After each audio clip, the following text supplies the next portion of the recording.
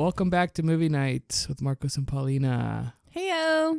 We're going to be talking about this movie we saw on HBO Max called Earwig and the Witch. It was a Studio Ghibli movie. Studio Ghibli? Ghibli. Thank you. It's no. because I actually don't know how it's pronounced. No, it's Ghibli. Studio Ghibli. Then why did you accept it once I said Ghibli? You're like, oh yeah, it's Ghibli. Well, no, because I thought so I always think of Gimli from Lord of the Rings. And then I was like, oh, I thought it was Ghibli because I'm confusing it with Gimli. Anyway, I think it is Ghibli, though. I think you're right. I just wanted to make fun of you. What's your favorite Studio Ghibli movie?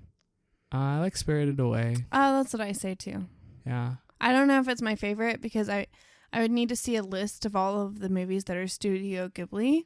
I think, is Castle in the Sky Studio Ghibli? I think so, yeah. Okay, then that one might be my favorite. Did you like Princess Mononoke? I did like it, yeah. Yeah. It's not my favorite, but I liked it too. Yeah.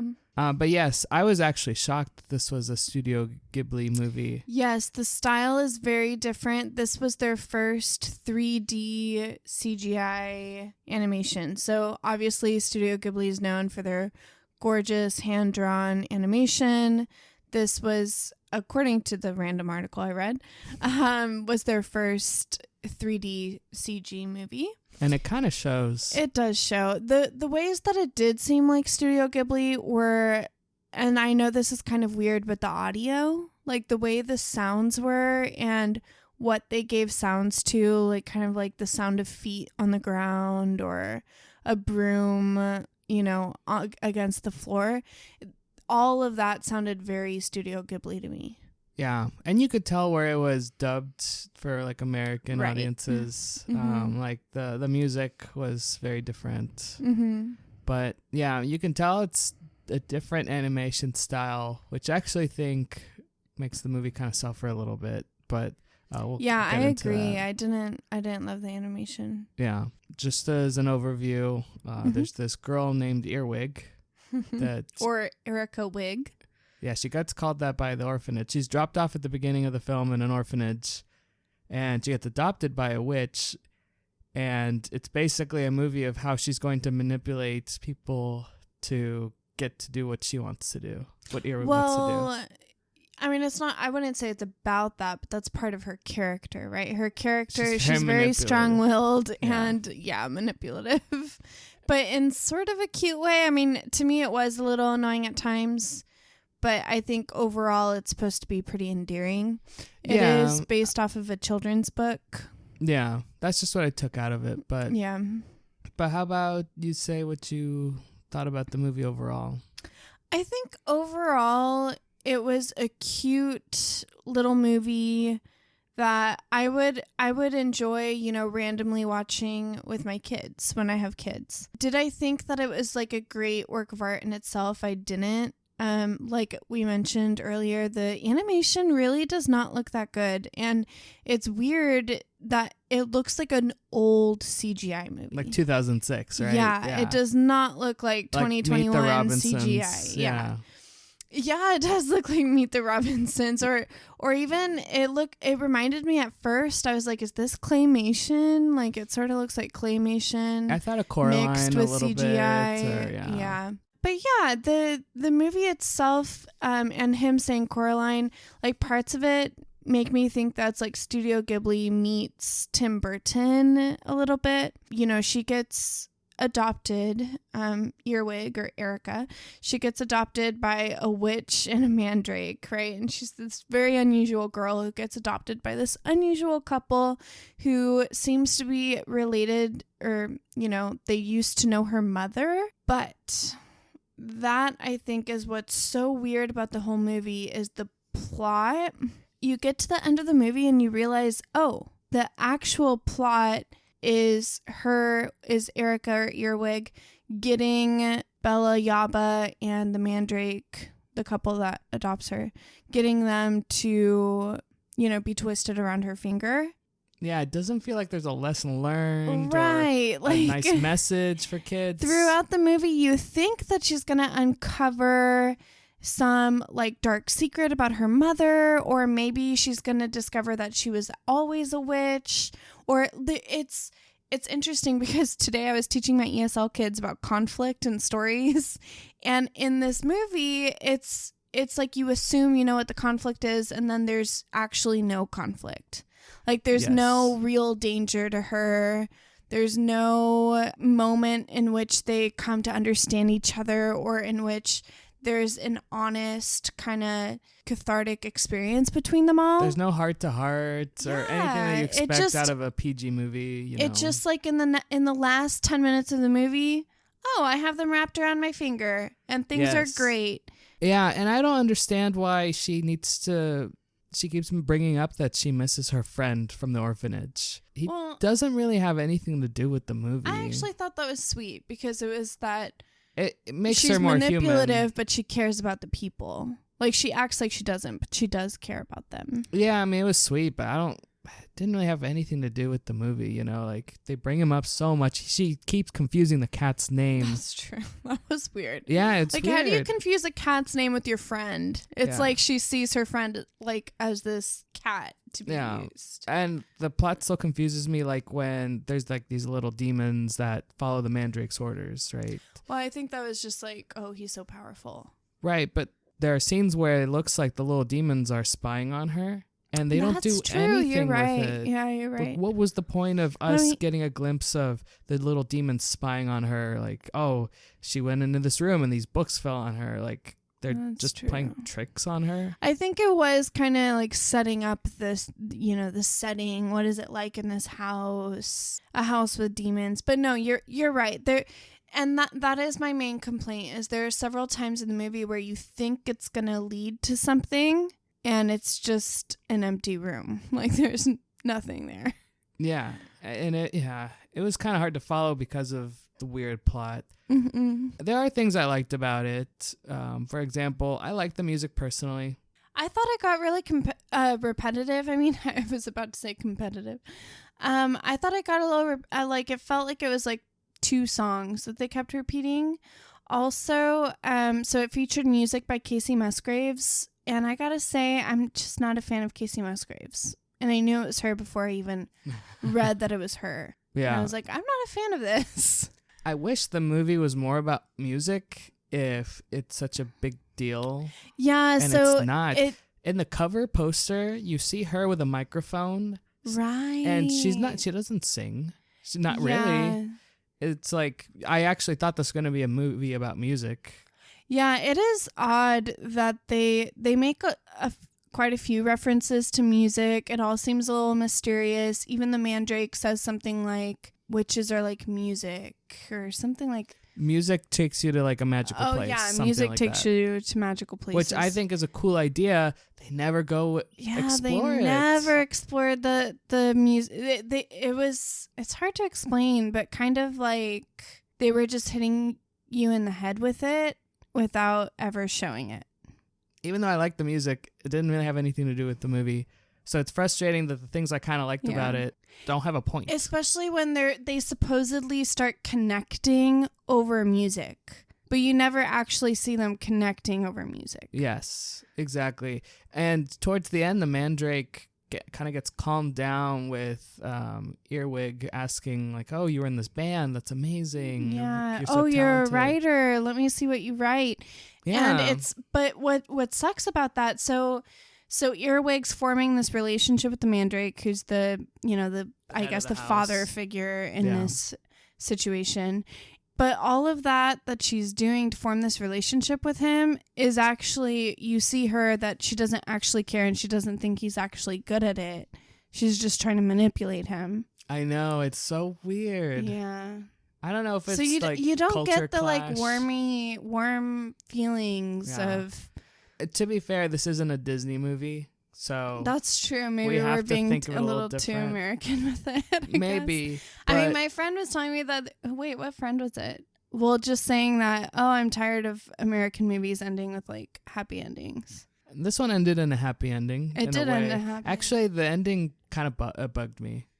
Okay, ending time. What happened in the ending? The woman that dropped off Earwig at the orphanage, who you presume to be her mother. Yeah, which and the she was in the band. Yeah. Of the witch Mandrake and the and Mandrake, the witch. she shows up with her friend from the orphanage, which I forget his name. That's how forgettable he was waiting outside his name's Custard. He was waiting outside the gate, and she drove up when he was outside the gate, so they walked up to the door together. Yeah, which I don't know what the point of that was, and it just ends as soon as she opens the door and says, "Hi, Earwig," or something like that. Yeah, so it's dumb. I mean, part of it probably is that, you know, as much as you say that you don't want a predictable pattern in a movie, you also get bothered when movies and stories don't follow the pattern, right? When they don't follow what you expect. Yeah, and I think patterns. Part of our annoyance is with that of like, okay, all those plot points that we thought you were going to make, you didn't. And then it ends with this kind of unresolved matter with her mom, which is annoying. It's frustrating. Or supposed mom. We don't know if maybe that redheaded lady knows her real mom because... Yeah, who knows, right? It's unknown. Which is frustrating to leave a movie like, what the heck? What just is like this? the crime movie we watched. Oh, The Little Things? The Little Things. Also I feel on like HBO we're Max. getting a lot of just movies where we're not feeling satisfied with the ending because we don't know. Yeah, let's just watch a Disney movie next time. But I thought the movie... I'm just trying to find good things to talk about. I mean, her character was cute. Even though she's manipulative, she's funny. Yes, I thought the humor funny. was good. Yeah. I thought that it had style. Yeah, it did. Especially like the beginning title credits. Oh yeah, that was really cool. I was really looking forward to the movie when I saw like all the color and the music, and it didn't do anything with it. So that was frustrating. But if I had to think of another good thing to say, that's kind of it. Yeah. I thought her eyes were expressive, but her eyebrows. Yeah. But honestly, also, it was so long. It was longer long than it had to be, yeah. For what it did. You know, if they weren't going to go with the mom story or the big cathartic release between all of them, or some kind of big conflict where there's actual danger, then this needed to be a short movie. It did not need to be as long as it was. It really felt like it was dragging on. And it was funny because I was still expecting something to happen. And I looked at Marcos and was like, this is really long. Because I was thinking, man, we haven't even reached the main part of the movie yet because nothing's happened, really. Yeah, I don't like to think of movies like in Act 1, Act 2, Act 3. But I remember thinking there's no like rising conflict or like climax. Yeah, really. You think there's the rising action. Yeah. And you never reach the climax. It goes from rising action to falling action. Yeah, like the worm scene is probably like... Yeah, I guess you can call that the climax. Yeah, I didn't even feel that tense when the mandrake got upset about the worms. Honestly, that's why thinking about it, I was like, I would watch this with my kids. It's like... simple with young kids. It's colorful. It's kind of simple to follow. Not a lot going on. It's colorful. It's engaging most of the time. I would not rewatch this. I would not. I'm thinking about it now. We watched her like crushing rat bones and cutting leaves. A little too long. A lot. Yeah. Like that was a lot of the movie. Yeah, I know. In that little witch shop. Whatever she had, that room. Yeah. I think they were really trying to sell the viewer on like the craziness of the magic and how unpredictable magic is. And, look at what the world is like with magic. But they really only do it in their one little house. Yeah, you don't explore the world. It really isn't very amazing. Yeah. It's not amazing. And they don't tie it with the music, which it's a big part of the movie. Yeah. So you kind of leave thinking, what was the point of all that? It feels like there were a lot of different parts that they were setting up and never properly linked. Honestly, it is kind of like a setup movie. I think if they made a sequel, it would probably go a lot better because they've set up a lot of things. Yeah. I mean, when it ended, I was like, oh, okay, so they're going to do a sequel? Yeah, and I don't know if they are because it's based off of a book, and I couldn't find anything on the book, like if it had a sequel or anything like that, or if it was adapting the whole book. When I saw children's book, I assumed it was like a lot of books. Oh, I see. You know how those go. But I guess I would give the sequel a shot just because Yeah. the studio's reputation, and I would hope it got better. I hope their animation gets better if they decide to continue with 3D. I would love it. I mean, I just love the hand-drawn style. I agree. It's beautiful, but sometimes maybe it's cheaper to do it 3D. It looked like a cheap, quick, rushed movie. Did. Like It a did. test prototype for like their real 3D movie, which is unfortunate, but we'll have to see what they do next. What would you rate the movie then? I think I rate it a C. I think I'd give it a D. I was leaning towards wow. C, but I mean, I said all those bad things about it. Yeah. I think it fails as a movie. Hmm. Because like I said, there's nothing really you don't get happy resolution, nothing really ties together. I would say it failed, except for the fact that I would watch it with my kids, but not as a favorite. I'd just be like, oh, this one's like fun.